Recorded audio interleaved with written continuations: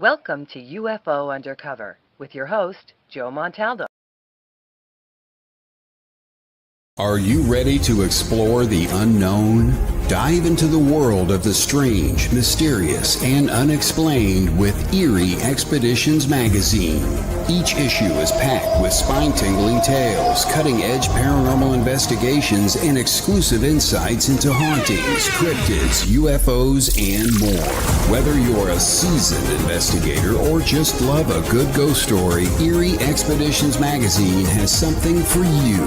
Join our growing community of truth seekers and adventure lovers. Subscribe today at EerieExpeditionsMagazine.com and unlock the secrets of the supernatural. Are you ready? That's EerieExpeditionsMagazine.com, where the extraordinary is just a click away. Dare to discover.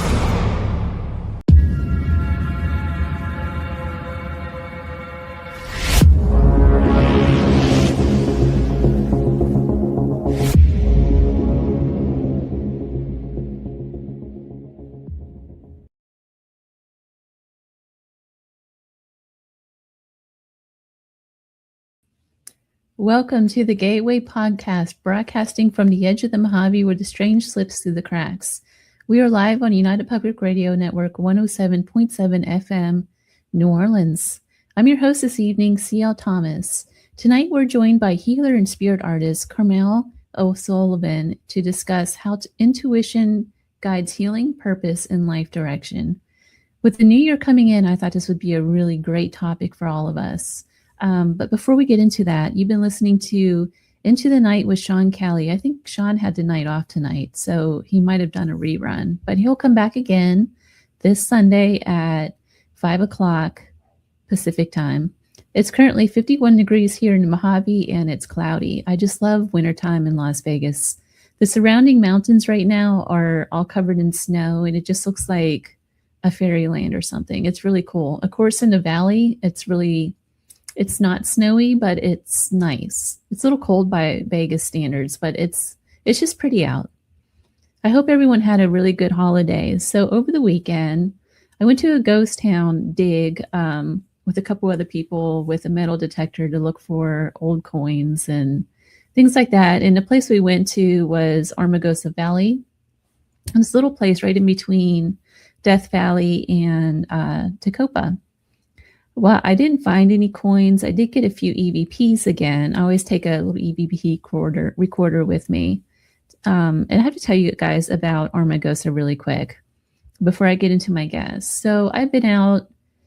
You guys all know about Armagosa, right? Armagosa Opry House. It's been on Ghost Adventures. It's been on a lot of different TV shows now. But I've been out there a couple times and stayed the night. And both times I was there, I stayed in the same room. It's right next to where that mirror is at the end of the hallway. And those that's been there know exactly what I'm talking about. So the lady, Marta Beckett, is the one who bought this place, and she tried to turn it into a stage, like an opera house for her to perform in. And she came out of New York City, but she never really quite had the funding to completely restore this place. So part of the building, she turned into little rooms and things that you could stay at. And then she took there was a theater house there where they would have church. And she took that room and turned it into her stage. And she kind of painted her own audience on the walls and everything. It looks great. It looks really pretty the way she did it. But next to that, there's a big wing where she completely boarded up because A, she didn't have the funds to do that. And B, the story is she said that it was so haunted that she wanted to leave that part to the spirits. I used to not believe that. I just thought, well, maybe she didn't have the funds to fix it up, and so that was her way of dealing with it. But now that this is my third time I've been there, and I didn't stay the night. You really can't stay there anymore because of the flooding. But I come across the same spirit every time I go, and his name is Tom. He calls himself Tommy. And the 2 nights I stayed there, I didn't get any sleep. And it was because every time I would ask the spirit's name, he would say his name was Tom. It would come out on EVPs. It came out on the I forget what it's called. There's another thing that they use. It would come out on that as well, the spirit box. And I had no idea who this guy was, right? He just kept coming up. So there's a little cemetery that I noticed this past weekend that I stopped at. And it's just a little ways down the road from where the Armagosa Valley Hotel is. And sure enough, there's a Tom buried there. And it's within the last decade. So, and I also, I had a recorder with me again. And again, I caught the name Tom. Really quick, it said Tom. So it's something I'm going to have to look into a little more. But Armagosa Valley it's getting kind of sad. It's one of my favorite places around Death Valley, but we've had several floods in the last 2 years now. There's a lake in the middle of Death Valley that's full again, too. It's the second time that this lake has filled up, and which is really unusual. This hasn't happened in over a century for Death Valley, and it's happened twice within just the last year and a half. So every time it rains, Armagosa Opry House gets flooded as well. It's built right over top of the underground river system, and so it gets flooded out pretty bad. And the adobe walls are actually just melting off the walls and everything. It's actually it's not good. It's really not good. I know there's a big fundraiser happening right now that they're trying to restore and save part of the building, but I think that I'm going to give it another year before they condemn the place, to be honest with you. Like the entire back of the building has completely collapsed, just to give you an idea of how bad it is. And there's probably like 4 feet of mud back in there. And this is where Spooky Hollow, that whole section there, the roof caved in. So yeah, it's just not good. But I don't know about all you guys. I'm kind of been feeling a little bit down this week. I know it's like New Year's. I get like this all the time. Hi, Heidi. So a lot of it has to do with my dog passing away, which I'm still really sad about that too. But moving into a new year, there's always this anxiety, especially the older I get. It's like, what have I not accomplished? Where do I go from here? Just little things like planning, using spirit intuition to try to move forward is a big deal. So tonight's guest, she's a healer, a medium, and spirit artist. I met her back in November at a gallery in Colorado Springs with a good friend of mine, Scott Allen. So she's going to talk a little bit about intuition and using spirit to help push us forward. Welcome to the show. Hi, thank you so much, CL, excuse me. I'm just so happy to be here tonight, and I love talking about intuition, spirit, all of it at all. So I went to your show back in November. Was it November? It was November, the 2nd or 3rd of November it was. In Colorado Springs, and I met you for the first time. Yeah. And you were doing a gallery with my good friend, Scott Allen. And I was just so impressed about how you guys did this gallery reading. So you kind of went back and forth where Scott would do his reading, and he's such he has so much charisma when he's on stage. He does. But while he's doing that, you're already channeling the next spirit in, and you're actually sketching and drawing. And then when he's finished, you come on the floor and talk about the spirit that's come through. That's the only way to work on stage. You have to be able to have a second person there or a third, so you can draw, because no one wants to see you drawing, because I'm erasing and changing what I feel like is what's right and what's not serving the spirit well. But it works really well, and Scott's really fun to work with. He's amazing. Yeah, he's an amazing guy overall. You've trained with Joe Shiel as well.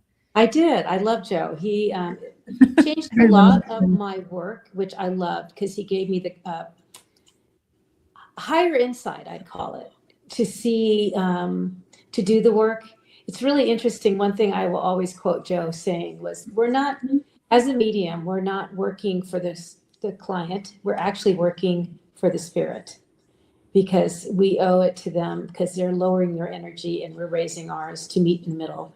And I love that, because when I realized that, I let go of any of the trust issues and allowed spirit to talk to me clearly and more defined.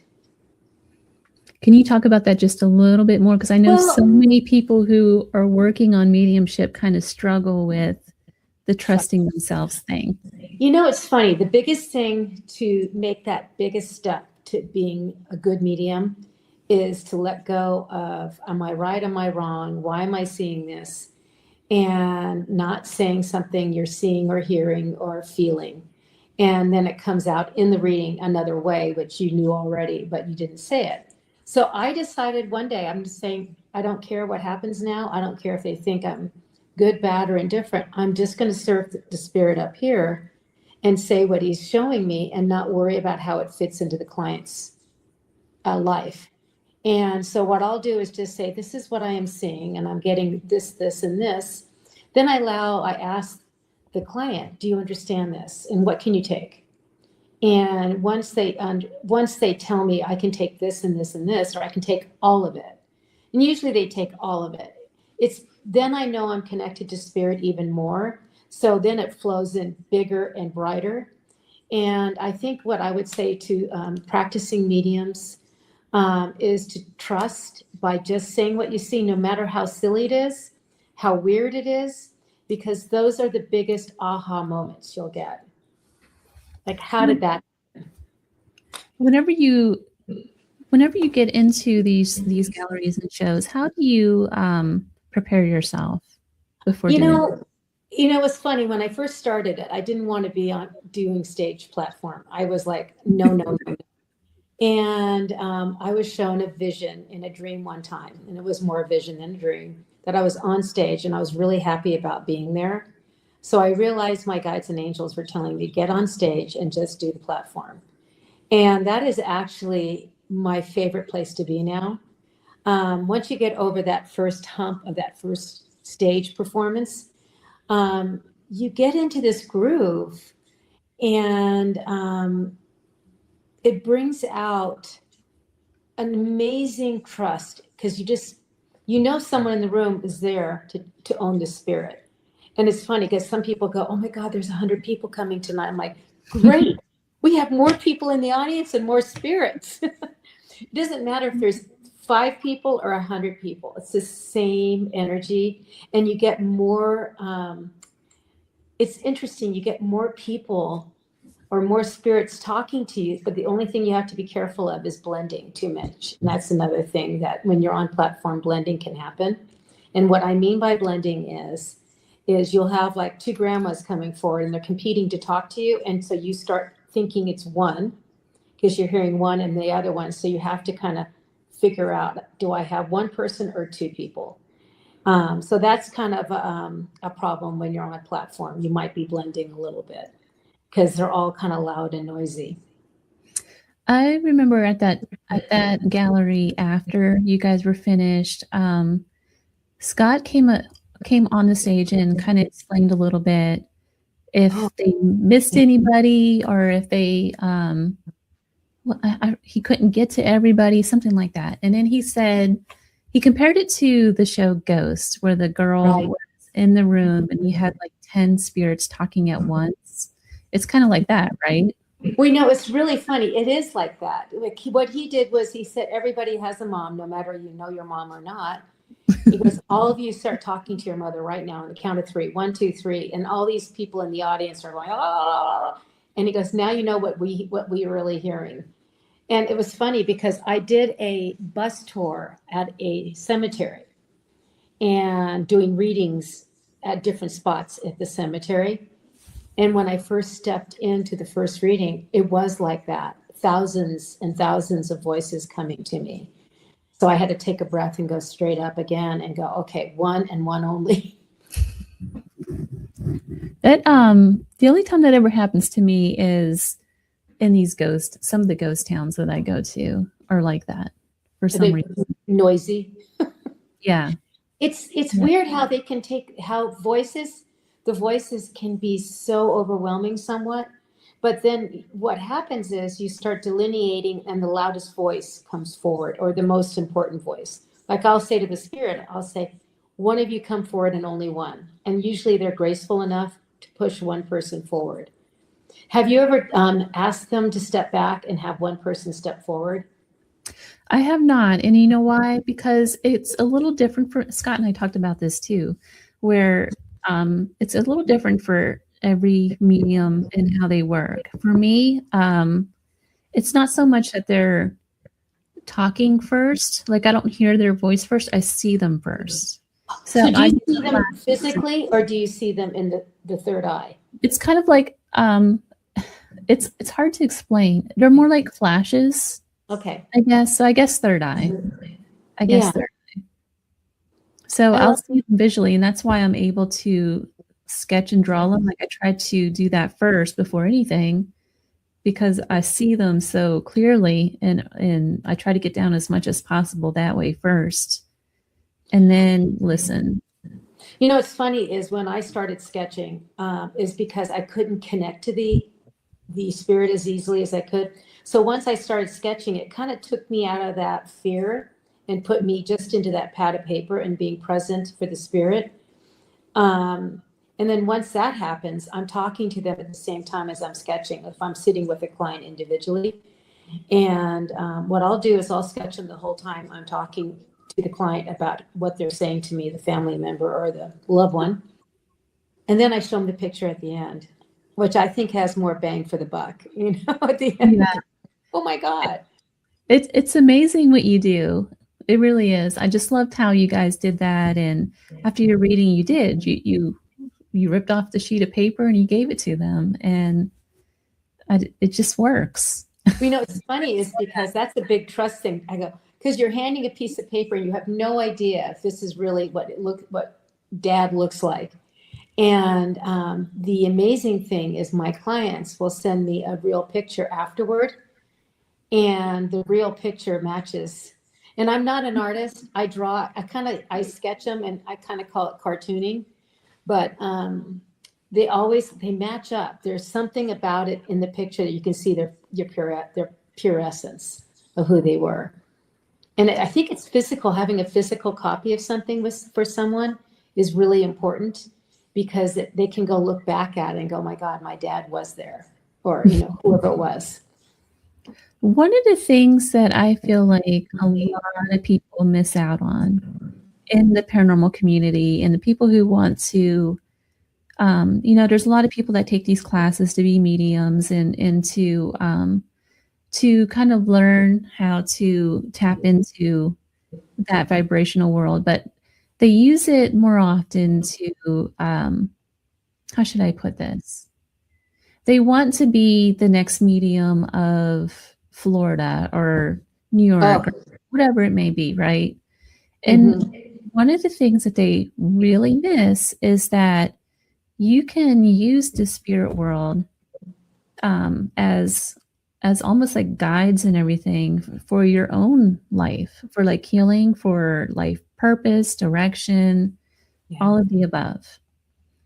I think tapping into the spirit world, first off, I mean, wanting to be a medium, to be famous, or to, have some, bigger name out there, to me, it's better to just know to do the work well, and everything will show up. And it's funny because I've had spirit show up, like my father-in-law showed up in readings, and I was very close to my father-in-law. But the funniest, the first time he ever did was with this gentleman. I had 3 men spirits come through for this woman. And through the reading, I found out they had to know each other in life. And I didn't know this woman. And they were in California, which I grew up in California, and so did my man. And I found out later that he was best friends with one of the spirits. Think about that. So he shows up to help me gather information. So here you go. You use your guide. I can consider him a guide. And he has shown up again too. Can't remember the other one, but it was very interesting.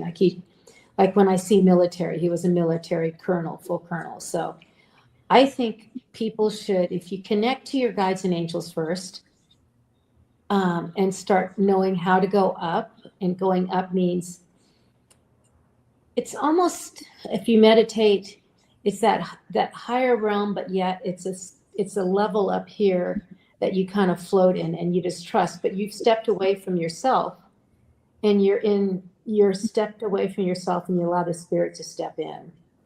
And that's where I feel the best readings occur, is when you've allowed them to come, not into you, but close enough that you're kind of blended, you and the spirit, if that makes sense. It does. And you can use this for life direction and purpose too, right? Absolutely. I tell my clients, you can talk to your loved ones just as easily as I can if you start spending time quietly and asking them questions and trusting what you're getting. And you check your ego at the door. And I'm teaching a class coming up. I just taught a class recently. I love to teach. And so I just taught a class recently, how do you connect to your own loved ones? And that was a really fun class to teach, because there's different techniques you can get to let the client feel their father. Like, how do you feel if you're feeling them, or if you're hearing them, or smelling them, or seeing them? So teaching the clairs really helps understanding your gifts of the clairs, which is clairvoyancy, claircognizant, clairempathic, clairsentient, clairaudient, and a few more. But you can use, like for instance, my father comes to me all the time when I'm working on things, putting mechanical things together. He's always there talking in my ear. So I'm listening to him. Like one time I was fixing a garbage disposal, and I decided, I kind of felt like, I'm done with this. I'm just not gonna worry about it tonight. And my brother-in-law was helping me, by the way. We both went to bed that night. The next morning, I had a dream that night. My father said, just unplug it, plug it back in. It'll work for 6 days. Get a new one to me. And my brother-in-law, who doesn't believe in this world, he's very highly cognitive, and he just has a hard time accepting spirits. And he said, he gets up in the morning, he goes, I had the weirdest dream. I go, unplug it and plug it back in. He goes, yeah. And he goes, you need to get a new one too. And it's true. It was true. I bought the new garbage disposal, and I waited for that one to stop working, which was 6 days. It was wild. So yes, your loved ones can come through and help you, especially if they helped you in life mechanic. Like my dad was a mechanic. He could fix anything, and he designed things. So I always call him in as a spirit guide to say, Dad, what am I doing wrong if I'm stuck? Does that make sense? It does, absolutely. Heidi asked a question. This is going back from what we were talking about previously. How do you discern between residual and other energies? Well, first off, residual energy feels different. If when I'm working and calling in spirit, I know if I'm in a place, for instance, and I'm doing say, for instance, clearing a house, I'll know if it's residual energy, like looping energy. I'll know also if it's what they're picking up on is what happened in the house, the energy of the happening, or the actual spirit, because the actual spirit will talk to me. Mm-hmm. If it's residual, it just kind of keeps on going. I can feel the energy, but I know it's not live, is what I would call it. And I know that sounds weird, but I do feel, our loved ones are still living, but in a different area. So right. A stuck energy feels different than a passed through onto heaven, or whatever you want to call it. They feel different. The stuck energy compared to a one who's up, who's already passed through to the light, is the best way to say it. So a stuck energy feels, you feel them, they're not as light of an energy. They feel more weighted, is what I could say. Oh, kitty, love kitties. They're more weighted. And so when you feel that, it's really doing the work and getting validation. And I just know what everything feels like now. I've been doing it for 13 years, 14 years. And I don't usually clear houses anymore unless it's a dear friend or somebody who I'm close to. And I'll say, I'll come over and we'll take care of it. But I also want to say one thing. I will never talk to, it's very interesting. I'm very protected. And I only talk to high light energy beings. Mm-hmm. So unless there is a healing purpose for the lower energy to come through to help the client sitting in front of me. And that has happened twice in my time. And do you mean like were these human entities? I would say they're vibrating? not healed energies. Oh God, how do I say this? Like for instance, I had I want to call them a lower vibrating energy. I had a gentleman who, it was weird. I think I can talk about this. I'm not going to mention names. I had a client come see me. She was a widow, and she was a young widow too. And I have a massage table in my healing room because I do Reiki and Healing Touch. So at one point I said to her, her husband was coming through, and I said, I need to jump on the massage table. I don't even know why, but I'm going to do it. I think I need to show you what he looks like. And her eyes are like huge. And I go, I know he died of a heart attack. I feel it. I go, but I want to show you why I'm sitting here. And I go, he's just showing me sitting on the massage table. So I'm imitating him. And she looked at me and she goes, yes, he died of a heart attack on a massage table with his mistress. Oh my gosh. But he was a low energy. Wow. There was a low energy about him, and I could feel it. And normally I probably wouldn't have let him come through, but there was a reason for it. He stuck around in my house for a couple of days too. I couldn't get rid of him. I've never had that problem before either, or after. I won't have. That's another reason. He kind of liked the energy of the house. He was kind of a ladies' man, and he was bothering my daughter who's gifted, and she's talking to him in the middle of the night. No. He must go. Wow. Yeah, that's I think there's probably a lot of ghosts like that around some of these ghost towns that are around here.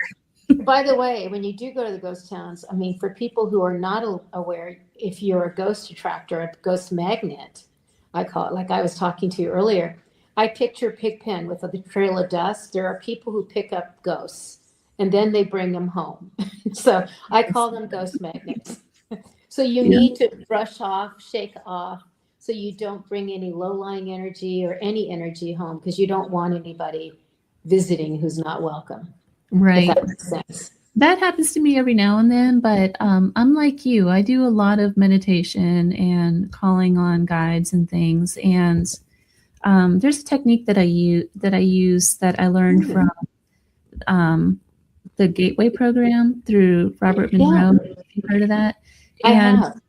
The way he teaches you to do it is you call in spirit that is either equal or greater than you. So you never call in the lower vibration, and you kind of build a energy balloon around you that kind of protects you from everything else. And that's kind of like what I do is I know my guides protect me at all points. And that's why they don't bug me usually. Like if I go to a haunted place and sleep overnight, I will not be bugged, because I tell them, no mas, will not have anybody.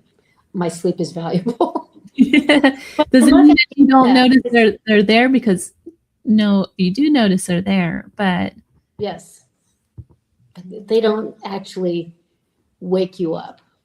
Yeah, they're respectful is what I call it. No, go ahead.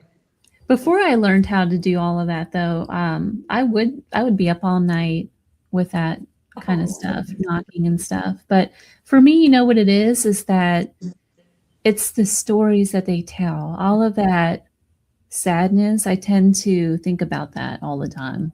Do you ever write it down? Like, do you ever take a pen to paper and write the story down and then release it? Is that what you do? Yeah. I love that. It's kind of connecting with history is what I call it sometimes too. But I don't take on this. Do you take on the sadness though? Because that's hard. I do tend to do that. I do. And I'm trying to change that. It's been something I've been working on for the last year and a half. But yeah, I do. I'll carry that stuff around and think about it. And do you recognize it? Because when it's not yours, it's theirs. And so do you know that's not your energy code, therefore you can...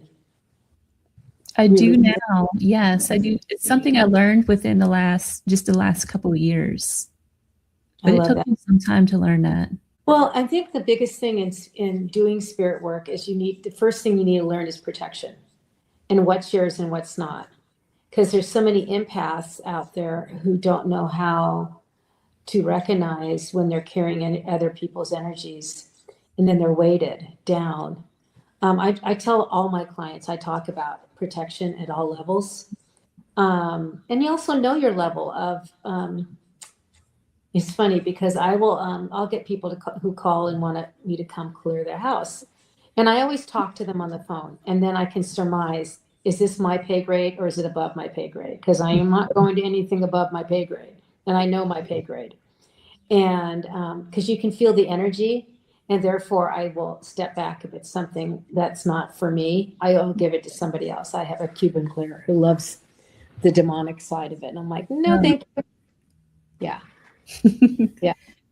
One of the questions that I get asked a lot is since we kind of headed down that road a little bit, when there's a lot of people in some classes that will say stuff like they're afraid of calling up the wrong spirit as a medium, or all of that sort of thing. They're afraid of getting possessed. I've heard all kinds of things around the medium side, and then it's because they're watching these TV shows where there's not mediumship.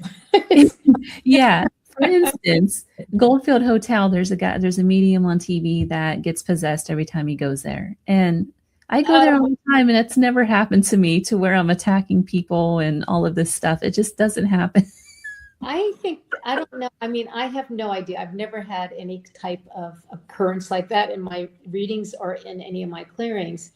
I'm always really cautious, and I'm aware first off, and I don't want it. I think sometimes people find it fascinating to allow it. Maybe, I don't know, but I'm like, no, thank you. And the only time I can say I've had a few readings that have left me really sad afterward for a few days, and only a few. I've done thousands, but one was a family of 6 who lost their brother, the only son, to COVID. And the amount of grief in my little office that day was so palpable.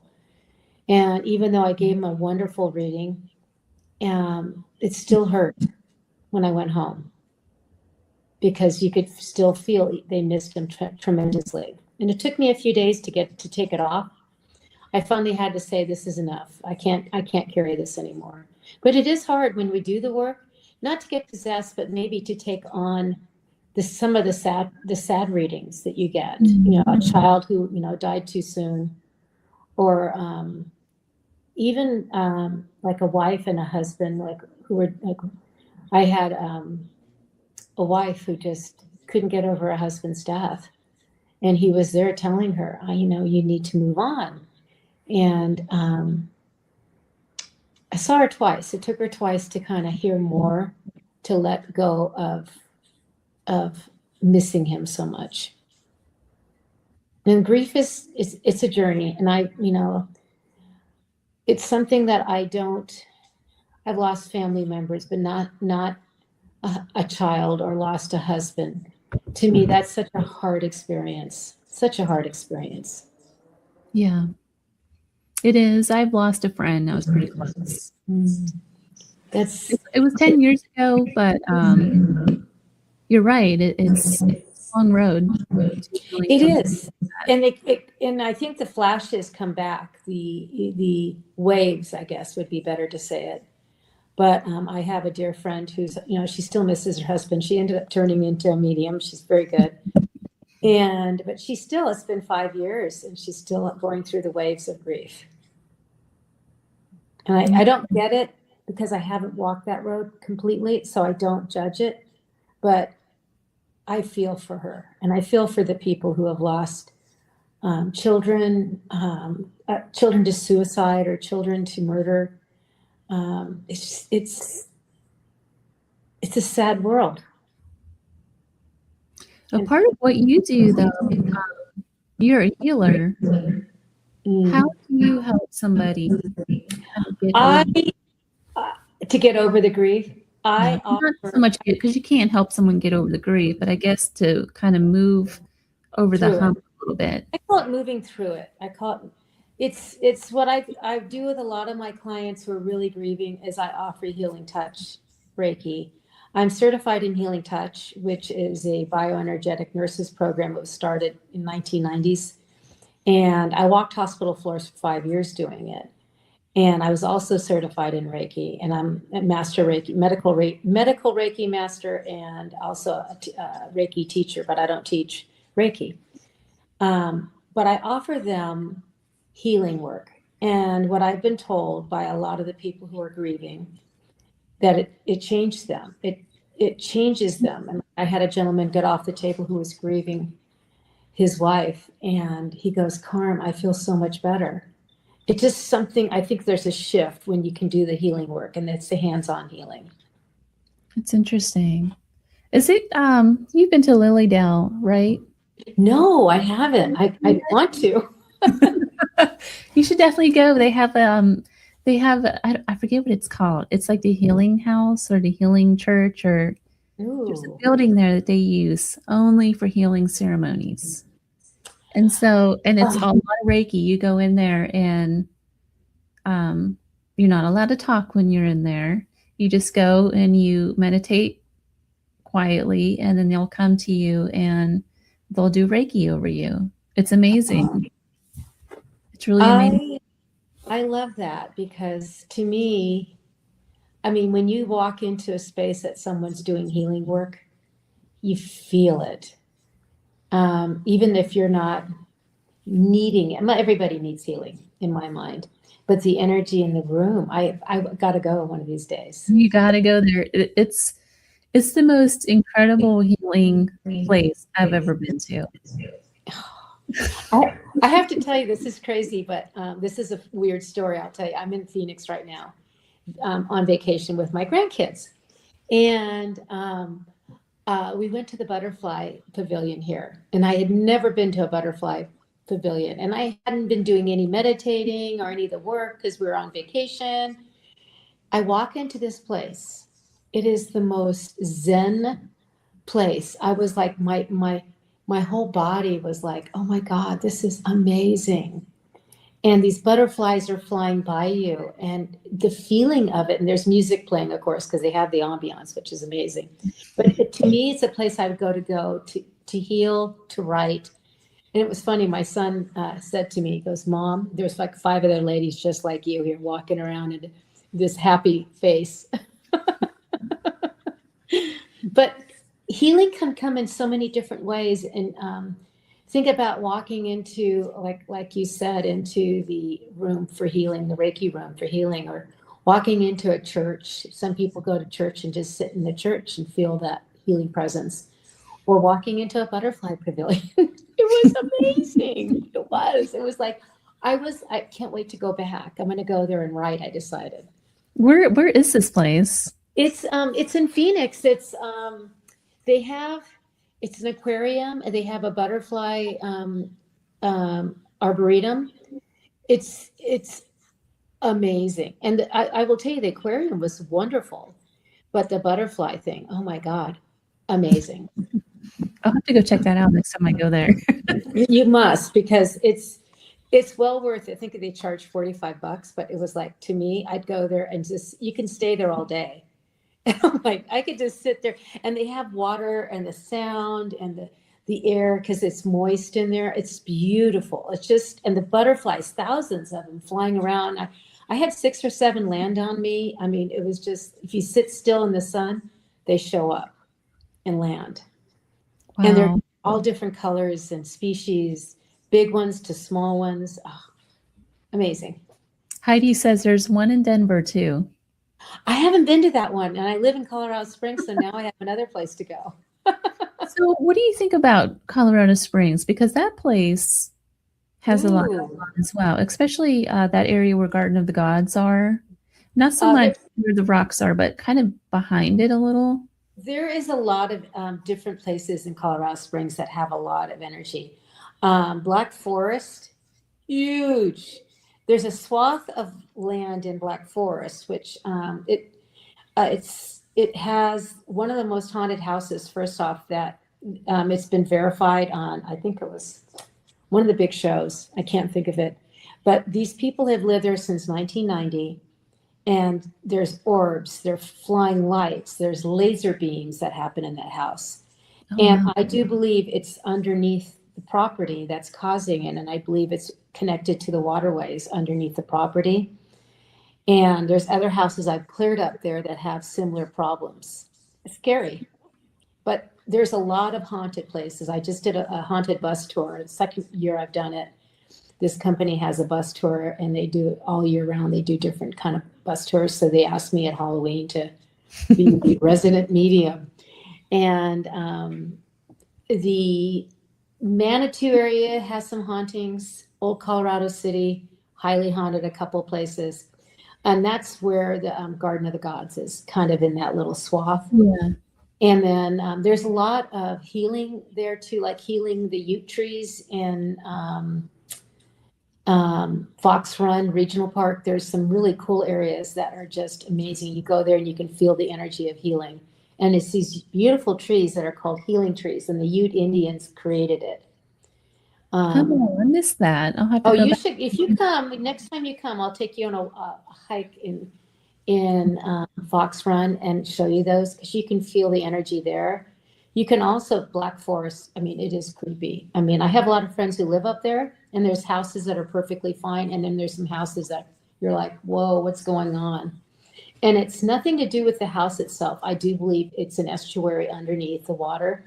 And somebody said the Indians put some type of, I don't know if it's a curse, I don't believe really in curses, but some type of something placed on the land in that area.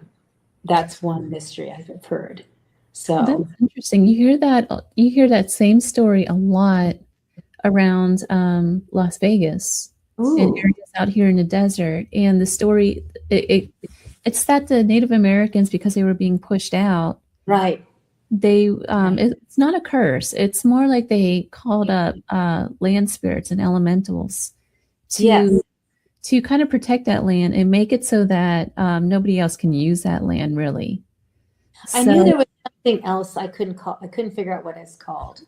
Yeah, I don't know the actual terminology for it, but that's kind of the gist. If they wanted their spirits, those land spirits, to keep the land and protect that land and make it so that nobody else can use it. So people are either scared off the property, or they'll have like a series of events happen to it, or there's always something.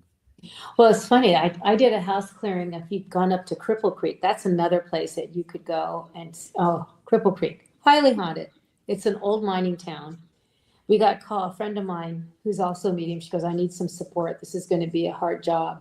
So we went together, and there was a house up on Cripple Creek that things were flying across the room, orbs everywhere. It was a miner who owned their original land. We felt I could see him in my mind's eye, and he was ornery. He's an ornery guy, and it took us almost 4 hours to get him out and to clear the space.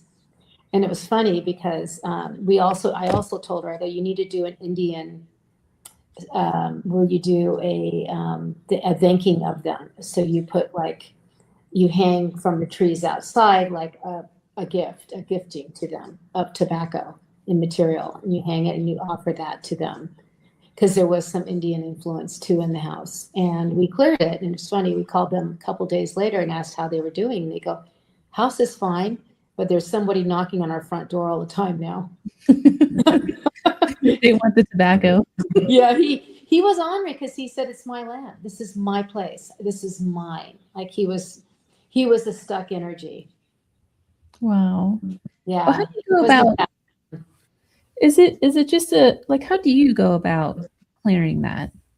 Well, we had to get him out first off, but it's really intention, and using everything is intention. So whatever tools you use, it's what intention you put toward it.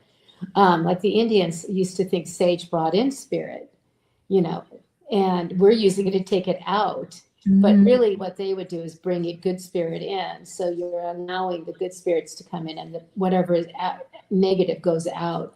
But like, for instance, I had a visitor. My son had a friend come over, and the friend had lost a young man to drug overdose, and he came with him, the spirit.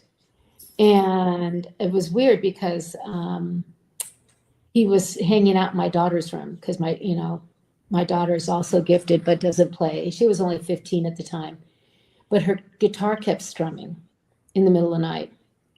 And so I finally sat down, and I had my friend, the same friend, we do a lot of work together. And I said, come over, I need to get a little help with this one. We figured out it was a young man. He was attached to the young man who came over. And he had passed away through a drug overdose, and he didn't want to go up because he thought he wouldn't go up to heaven because of old conditioning. So I ended up sitting in the middle of my basement with 2 chairs. I actually put 3 chairs because I called his grandfather in and asked him to come forward and talk to him. So I sat there with both the grandfather spirit and the grandson spirit. And we had a conversation. And I always bring Jesus in because I love Jesus. That's who I work with. And we just had a conversation. And he finally got over the fear, and he went up to the light. And there was no more strumming of the guitar after that clearing. Oh, wow. It's really finding out what they're fearing, why they haven't gone. The old miner, we decided not to try to pass him on because he was stuck to the land, and that's where he wanted to be, and that's how we felt about it. He wasn't wanting to go anywhere. Some aren't going because they're fearing where they're going to go. They're going to go to hell because, this poor young man thought he had failed, and so he wasn't going to go to the light. And so you have to decipher why they're there. What about children? You ever come across children who are stuck? No. Mm-hmm. No, it's funny is I've never had an experience. I've read for families that have lost children. We had a lot of suicide back in Colorado Springs back about 8 years ago, and there were cluster suicides. Mm-hmm. And I had a lot of clients who had children who had left because of suicide, and that's a whole nother ball game. But I've never found the children to be stuck. But I know there are ghosts that have stuck, because they're looking like, for instance, I know there was a ghost at I think it was Denver. There, she was looking for her mom because there was a fire incident. So. Got it. There's the dog. There's that dog. Because the family has come home. They're going to walk a different way. Hold on, I'm trying to keep this cat from climbing on. I keep forgetting to lock my cat out. Oh. Before I start this, and he likes to climb on the equipment for some reason. So I have to These are always fun. I used to have cats, and now I have dogs. So I forgot what I was going to ask you. There was another question. I got sidetracked. About children, we were talking about children being stuck. Yeah. You know how there's always ghost stories about kids and children with black eyes, and you hear all sorts of things like that. Does any of that really happen in your opinion? I've never seen that.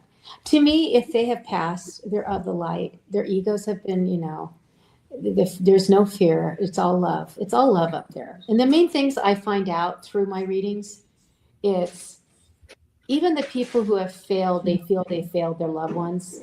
They'll come to say they're sorry. And what they tell me is they get to experience when they go up this, first off, a beautiful reunion of family, because it is home up there. And then what happens is they have this reflection time where they get to feel everything they did, good and bad, and they get to feel the other side of it, like if they had hard words to a loved one, they'll feel what the loved one felt when they were having this argument. And so with that, they get a big resolution of what life is all about, what it was down here, what the learning process was. And with that too, what happens is they can clear the energy, or they can sit and kind of be in a reflective time for longer than, and there is no time, but they can be reflective. I've had family members come back who were very abusive to their wives, and they apologized. They talked about it, and they explained why they were abusive. For instance, their father abused them, or that's what they were taught. And so they give an explanation, even though it doesn't mean it's letting go of what they did. It's explaining more and putting the person more in the wheelchair. And that's what they do. They show me the wheelchair they were living in. Let me ask you this along those lines before we wrap up. Is there truly forgiveness on the other side? Absolutely. It's on the other side, in my mind, what I have been shown in all my readings, it's all about love in the end. And forgiveness is part of that. And they are asking, when they have done things to people here who are still here, they're usually always asking for forgiveness. I had a woman, this is a really interesting one. I had a beautiful Hispanic woman sit down with me, and her grandmother came through who raised her. And this little abuela, and with her little shoes, talked about her little town in Mexico. And even I got the name of the town in Mexico, which I never had heard of before. And all of a sudden, she finished up her conversation, and the next person comes in, and it's her mother, who's blonde-haired and blue-eyed. And I'm looking at this woman. I go, "Do you have a mom who died at 50, 52, blonde-haired, blue-eyed?" She goes, "I did." And she goes, "She's here to talk to you about age 13. And this woman kept saying to me, the spirit, I want to talk about age 13. I want her to know how much I had to feel what I did to her at age 13, emotionally, mentally, physically, and spiritually. But she kept putting physically, physically, physically. And I go, she wants to say she's sorry for what she did to you at age 13, especially physically. Do you understand that?" She goes, "My mother put me in the hospital at age 13 because she beat me so badly." Oh, wow. So that to me shows me that they can feel what occurred. She had to wear it up there to understand what she did down here. Does that make sense? Yeah, absolutely. And the girl, I mean, she needed to hear that because she never felt it when her mom was alive. So they do carry a weight. A lot of the spirits come through because they're carrying a weight, needing to let them know, "I'm sorry," if that makes sense. And I've had many, just, it helps to alleviate the sadness and the weight of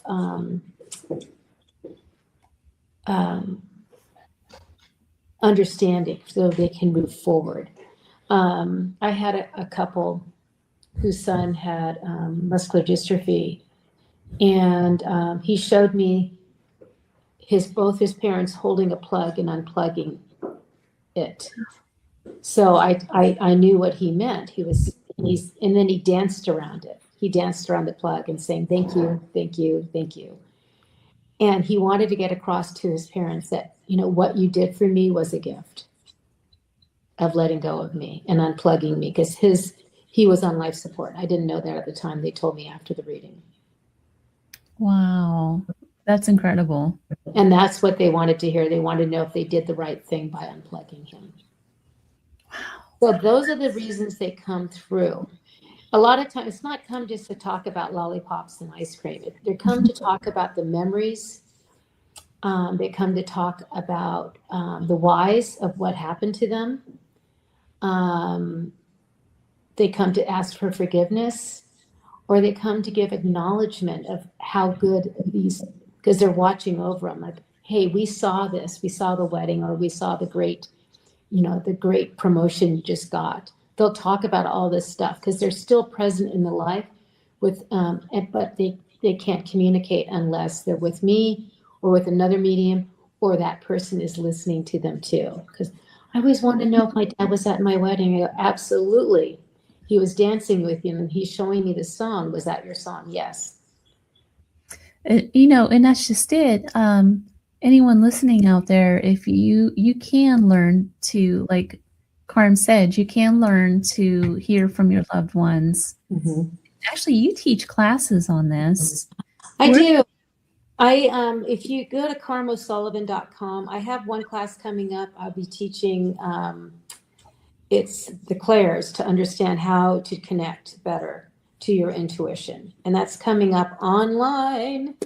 It's in January. It's it's Saturday, 9 to 11 Mountain Time online. And we're going to take a clair a week. So we're going to go to clair. I believe we're going to do clairvoyancy first and then claircognizant the next week. We're going to have a clair of the week.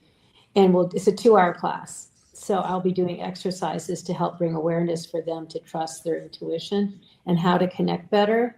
And at the end, I'm hoping that we can connect to loved ones at the end of the last 4th week.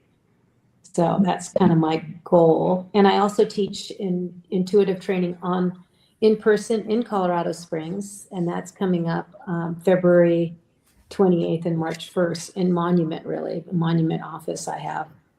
And then I'm doing a retreat with Scott Allen. I'm doing a retreat up in Boston area, which is really, oh my gosh, I am thinking of the town and I have to think of it. I'm having a mental moment. It's at the very tip, Provincetown, Massachusetts, and we're going to be doing a 3-day workshop on intuition and trusting. Great. I might sign up for that class, depending on. Oh, it's going to be fun. And Provincetown, if you haven't been there, it's amazing. It's a very quaint artist town. It's at the very tip. You see the little curl of Massachusetts. It's at the very tip, and you're surrounded by water, and water enhances the energy. Well, thank you so much for coming on the show tonight. It's been an honor to have you on. Oh, I so appreciate meeting you and you coming to my event. That was so cool. And Scott talked so highly of you, so it was awesome. And he talked really high about you too. He said, "You got to meet my friend." He was saying that for a while, so we finally got to meet. Well, I'm glad you came. And if anybody ever wants to get a hold of me, just Carm O'Sullivan at carmosullivan.com. And you can text me. You can put my number on, I guess, if you have a follow-up. I will. That's how most people get a hold of me. And it's all word of mouth. I get texts a lot. And so I look forward to it. I hope you come out Colorado Springs way and you have to look me up. We'll do some fun things. I will. Definitely. Or I'll come up to Colorado, one of the two. Oh, real quick. I know we only got like a minute left, but can you talk about your Facebook page real quick? All Things Spiritual. Yes. Oh, so All Things Spiritual, it's called All Things Spiritual Community. And we're building this page up to be a community of spiritualists. So if you're looking for a good medium in your town, we're going to have mediums all in different areas. We're going to have people who are healers, Reiki healing, people who are acupuncturists. Anybody who has a spiritual question can go to All Things Spiritual Co. and ask a question like, what does this mean? It's a way for people to connect spiritually, to ask any funny question, tarot question, ghost questions. What do I do if this is happening? So we have over 4,500 members right now and growing. And we started it in Colorado, and we're moving it out. So we're looking for other connectors who want to be ambassadors in town, who can also be in the forefront of leading groups. And we have meetups, in-person meetups. We have online meetups. We are going to be having circle groups. So it's just going to get better. And it was given to me by Spirit. They asked me to start this page. And I'm like, okay, I'll do that. And I have Rachel Ortega, who is helping me manage. She and I are. I met her too. She's great too. She's amazing. And so we're both kind of growing this community. So it's I call it the purple pages. So like the yellow, if you're older like me, the yellow pages were where you would go to find a plumber or to find a car repair person. All Things Spiritual Community or Co. is a place to find spiritual people or spiritual workers. So. Well, thank you so much, Carm, for being on the show tonight. I really appreciate it. We are at the bottom of the hour. You've been listening to The Gateway, the broadcast from the edge of the Mojave where the strange slip through the cracks, live from United Public Radio Network, 107.7 FM, New Orleans. And next week, I will not be here. I'll be playing a pre-record. So stay tuned for that. It's with, well, I'm not going to tell you. It's going to be a secret. It is a new show. It's just going to be a pre-record. Thank you all for listening, and until next time.